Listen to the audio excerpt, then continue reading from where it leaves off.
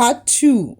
What actually happened? The story the government didn't tell properly. So here's the official and very incomplete rundown of what happened. A chartered aircraft lands at OR Tambo carrying 153 Palestinians. They aren't tourists. They are not business travelers. They are not medical evacuees with coordinated documentation. They are refugees. But here's the first twist. They reportedly paid between $1,400 and $2,000 each.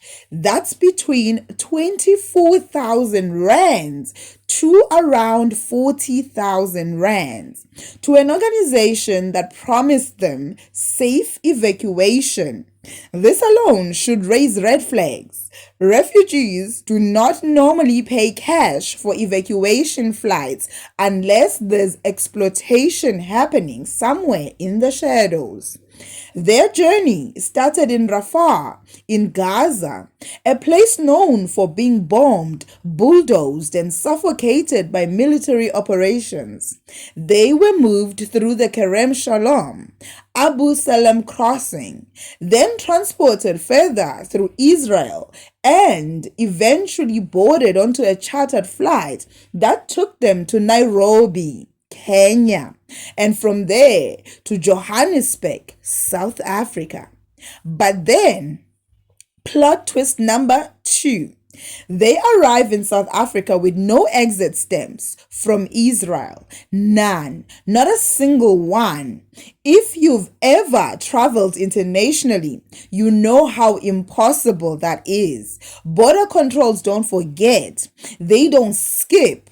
You cannot simply walk through multiple borders and cross into an airport without documentation movement. Unless someone with authority wanted it that way. And that's where the mystery deepens. Because when they landed in South Africa, our border officials took one look at their passports and said, absolutely not. They had no exit stamps, no return tickets, no declared accommodation, no clear purpose of visit, no asylum applications, no flight sponsor documentation, no notified landing request. This is not a small oversight. This is a breakdown, or worse, a setup. So what did South Africa do?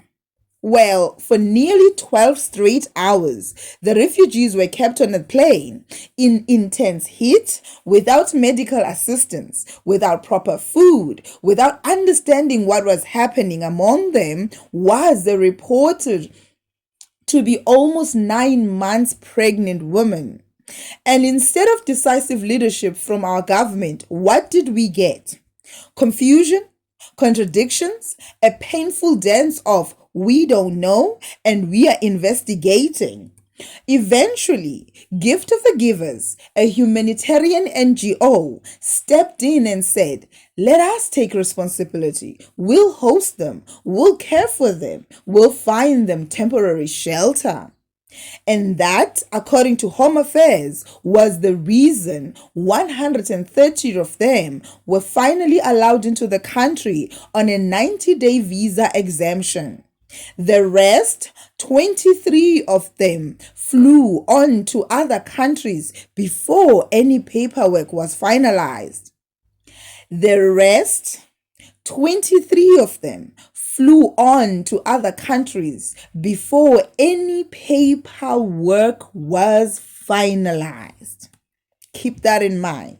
23 people who had no valid exit documentation were allowed to leave South Africa for other destinations. How? Why? Via which jurisdiction? Where did they go? Who funded those onward flights? None of that has been explained. And the government wants us to nod along quietly like we didn't notice. Well, we noticed, and we are not done. Because the more you dig into the story, the more it starts to feel like a geopolitical onion, layered and suspiciously organized. This flight didn't just happen. Someone organized it. Someone signed off. Someone collected the money. Someone moved these people across borders without stamps. Someone knew South Africa would be sympathetic. Someone used our country as a humanitarian landing pad without telling us. And the question is, who? And why is the answer being kept so vague? Catch us on part 3 as we continue the story of 153 Palestinians that landed in South Africa without us knowing.